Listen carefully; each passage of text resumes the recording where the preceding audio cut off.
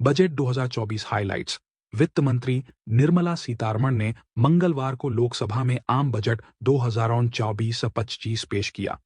इस बजट में वित्त मंत्री ने आम जनता, कृषि क्षेत्र, रोजगार, स्किल डेवलपमेंट और एजुकेशन सेक्टर के लिए कई बड़े ऐलान किए। वित्त मंत्री ने बजट भाषण में कहा कि इस बजट में गरीब, महिलाएं, युवा और किसानों पर जोर दिया गया है। आज जहां ग्लोबल इकोनॉमी डामाडोल है, लेकिन भारतीय अर्थव्यवस्था स्थिर है। हम आपको बता रहे हैं, आम जनता के लिए आय यूनियन बजट 2024 में क्या कुछ है खास। न्यू टैक्स रिजीम में स्टैंडर्ड डिडक्शन की लिमिट 50,000 रुपये से बढ़ाकर 75,000 रुपये की गई। पेंशन भोगियों के लिए पारिवारिक पेंशन पर कटौती 15,000 रुपये से बढ़ाकर 25,000 रुपये की गई। नए टैक्स रिजीम के तहत टैक्स स्लैब में बदलाव 3-7 लाख रुपये के बीच आय पर 5%, 7-10 लाख रुपये के लिए 10%, 10-12 लाख रुपये के लिए 15%। नए टैक्स रिजीम में वेतनभोगी कर्मचारी इनकम टैक्स में 17,500 रुपये तक की बचत कर पाएंगे। कैंसर की 3 दवाओं ट्रेस्टुजुमेब डेरेक्सटेकन, ऑसिमर्टिनिब और डुरवालुमाब को सीमा शुल्क से पूरी तरह छूट दी गई। Mobile phone, mobile circuit board assembly और मोबाइल चार्जर पर सीमा शुल्क घटाकर 15% किया गया। बच्चों के लिए एनपीएस वत्सल्य स्कीम लॉन्च, माता पिता कर सकेंगे पैसे जमा।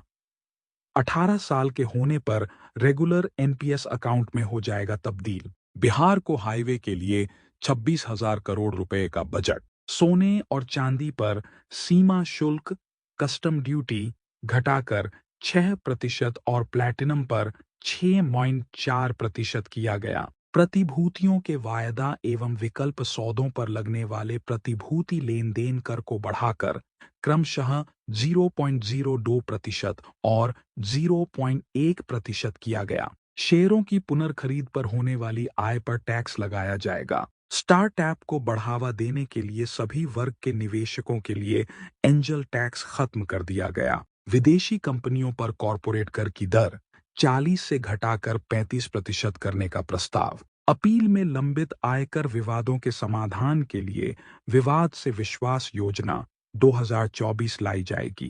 कर न्यायाधिकरणों, उच्च न्यायालयों और सर्वोच्च न्यायालय में प्रत्यक्ष कर, उत्पाद शुल्क और सेवा कर से संबंधित अपील दायर करने की मौद्रिक सीमा बढ़ाकर क्रमशः 60 लाख रुपये, 2 करोड़ रुपये और 5 करोड़ रुपये करने का प्रस्ताव। कुछ वित्तीय परिसंपत्तियों पर अल्पकालिक लाभ पर 20% टैक्स। सभी वित्तीय और गैर वित्तीय परिसंपत्तियों पर दीर्घकालिक लाभ पर 12.5% टैक्स। सूचीबद्ध शेयरों से हुए 1.22 लाख रुपए तक के दीर्घकालिक पूंजीगत लाभ को कर छूट दी गई। ई कॉमर्स कंपनियों पर टीडीएस की दर 1 से घटाकर 0.1% की गई। विवरण दाखिल करने की नियत तिथि तक टीडीएस के भुगतान में देरी को अपराध की श्रेणी से मुक्त किया गया। आयकर आकलन, इनकम टैक्स असेसमेंट को 3 साल से 5 साल तक दोबारा खोला जा सकता है।